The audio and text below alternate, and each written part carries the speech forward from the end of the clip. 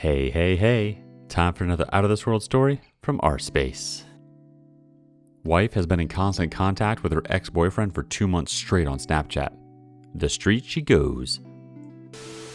Hey everyone. Not so much looking for affirmation, more so trying to get a few different brains on the situation. Long and the short is that my wife had been Snapchatting with her ex-boyfriend from over 6 years ago. To preface this situation, we have been together for a bit over 6 years. Married going on a bit over a year and a half. Have recently been in marriage counseling for 3 weeks now due to rocky roads financial-wise, but things have honestly been on the up and up. We argue better and are honestly communicating our needs and feelings. Or so I thought. She went to walk the doggo tonight and left her phone on the couch.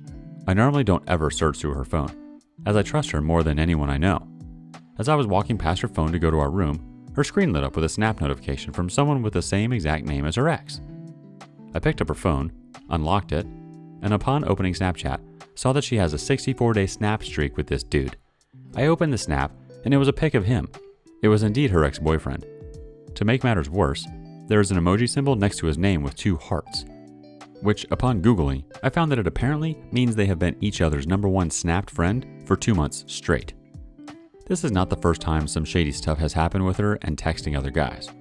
She had a male coworker that was obviously interested in her about 8 or 9 months ago, and it made it very apparent that I didn't like him, as he was texting her about non-work related stuff after 9 or 10 at night. So it came time for her to upgrade her phone, and I was setting up her new one and saw that she had muted notifications from this guy. In the texts, he had asked her to meet up for coffee and she had agreed, but something came up, so it didn't happen. I will admit, I'm not a good communicator when dealing with emotional stuff, especially when it is confronting someone I trust with my life. Shout out foster care emotional trauma. So I held on to it for a few days to digest and then confronted her about it. She broke down and said she had muted the convo because she saw that I would get upset when he was texting her, work related or not. We made up. She promised to not let anything happen like that again. That was the last time I checked her phone. And then fast forward to now, and I find this freaking garbage. Regarding the ex situation, I'm not sure what to do. I am obviously not meeting her needs in some way if she finds it okay to communicate with her ex-boyfriend on Snapchat every day for over 2 months straight. I've asked him about it before as we were discussing making fun of crazy exes in jest like a month or 2 ago, and I asked if she still talked to him or if he talked with her, and she said only a few times a year, and she was cordial with him. Just lost and would love some perspective on what to say, how to move forward. I love this woman to death and want to make it work. I'm just so lost. Ask for some advice, and Yara will give it to you. And I asked if she still talked to him or if he talked with her, and she said only a few times a year and she was cordial with him. Often, it's the little lies that give away a person's intentions at the start, but now you have a massive big fat lie staring you in the face. That is not good. At this stage, you have to just drop it on her. The sooner the better. If that means you coming straight out and calling her on her lie, then so be it, but you must confront her about this now. But in all seriousness, lying to this degree and given the snap run she has with him shows that she is in the throes of, at a minimum, emotionally cheating on you. It is not a great leap forward to take it to a physical cheating stage, and you do not want it to end like that. You have a chance now to try and recover your marriage. If you hesitate now and wait for further proof, you may as well get hold of a lawyer now and start divorce proceedings. Because as it stands, she is cheating on you and is now openly lying to your face. There are some tools in your arsenal, the 180 being probably the main one, to show your distrust towards her. But at this stage, that will only result in pushing her closer to the ex. So for now, confront. And now for update 1. Well, what a whirlwind of 24 hours. I appreciate all of the comments in my last post. I have read every single one, and the consensus is to go ahead and cut my losses. I am at this time leaning more towards that. If she can't even walk on a gravel road a year and a half in, how can we ever be able to cross the mountains that will inevitably come in a lifelong relationship like this? Can still admit I am somewhat lost, but I'm actively trying to work through it. My wife and I had another discussion where I cross-checked what she was saying to me and what the fiancé of the affair partner had told me. Most of it lined up, except that the affair partner was of course denying everything. Some more of it had come out. She had been in contact with the affair partner after solidifying the dates of the trip to see her mom. I talked with her mom, and my wife did in fact do what she said she was going to with her mom while there, except for the morning of her flight. She had been in contact to see a affair partner if his work schedule lined up, and apparently it happened to. So they drove around and smoked pot and talked. And then, when he dropped her off at the airport, he said, "Where's my kiss?" And in her words, "I met him in the middle." She does seem remorseful, and I'm sure some of it is genuine. I believed a lot more of it was genuine until she said that she realized what she did was wrong and wants me to forgive her because I, quote, "really has hit, you know what I mean?" Cue eye roll back into my freaking skull. My response was that the reality is that I literally paid for her to go and kiss another man. On that front, she is pretty adamant about nothing happening beyond kissing. But again, only her and her affair partner know what really happened, and I've dug and dug, and the answer has always been that nothing else went on. Now on to the next steps. I reached out to a divorce lawyer, and he quoted me about $1,500 to get the papers in a no-fault divorce drawn up. Is going no-fault the best option, or should I pursue the at-fault? I don't have much evidence other than a screenshot of her snap streak and a picture of the guy. I looked up the 180, and I'm following what it says to do. She said that she wanted me to be angry and upset and all of that, because that way she would know I want this relationship to continue. Fact is, what I want is changing on the hour, so I don't really know what to do and how to treat her. She keeps saying I love you to me. I don't really love her right now. Is it okay to not say that back to her? And finally, the 180 mentioned that I shouldn't bring up or mention the relationship or the future or anything, that I should only talk about it when she is ready, because she needs to be the one leading this cart and putting in the effort. It's not on me to change. I don't know, still kind of lost.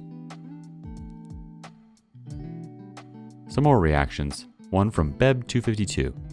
Don't give in to her love bombing and unlimited sexual favors. Most cheaters who get caught do that. If you can gather all the evidence of their communication, do so. Also, don't believe in everything she says. Cheaters lie. Everything that comes out of her mouth is considered a lie unless proven otherwise. Lovers don't just drive around for hours, smoke pot, then kiss. Nope, never happened. Have yourself STD tested, of course. They definitely had sex. That's 100% sure. It's a good thing that you don't love her right now. It's easier for you to move on. She's not worth it. Another comment from ASC1226. She's not remorseful. She regrets getting caught and the changes it could mean for her. And another comment from Nakawai19. She also regrets losing the partner that brings 85% of the income, now 100% since she quit without discussing it with him first, no doubt. OP, she's not remorseful. She makes incredibly important decisions by herself and then cheats on you, while making you pay for her cheating trip. She's just worried she'll be losing her piggy bank. One more comment before the next update. Special Respond 7372 says, I think you should speak with an attorney about whether you want to file for an at-fault divorce. It might affect whether she can ask for alimony. Edited to add, you do not need to tell her you love her if you don't want to. She's saying it all the time because she realizes she screwed up and she's scared. Love bombing you doesn't fix what she did, so don't feel obligated to say it back. Update 2. Hey there everyone. Well fam, I did it. Told her I wanted to separate. Thus ensued possibly the most intense gaslighting and psychological manipulation I have ever been privy to in my life.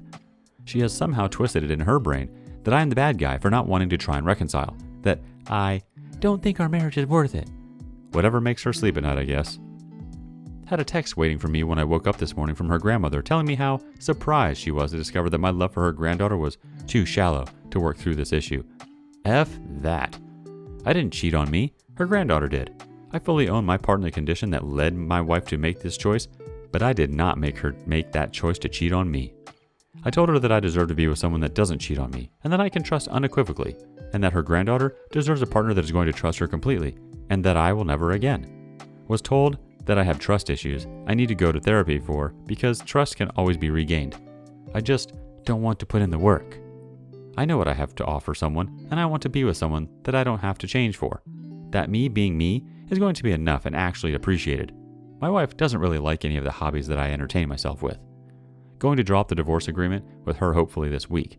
We are both young, very little shared debt, no kids, no house. Should be pretty straightforward. I'll update you guys after the papers are signed. Wish me luck. A few more comments from the community before we call this case closed. Pops3284 says, Grandma probably did a little cheating herself back in the day and doesn't think it's a big deal. Go ahead with those papers. Don't look back and focus on yourself. Ethan V says, don't want to put in the work.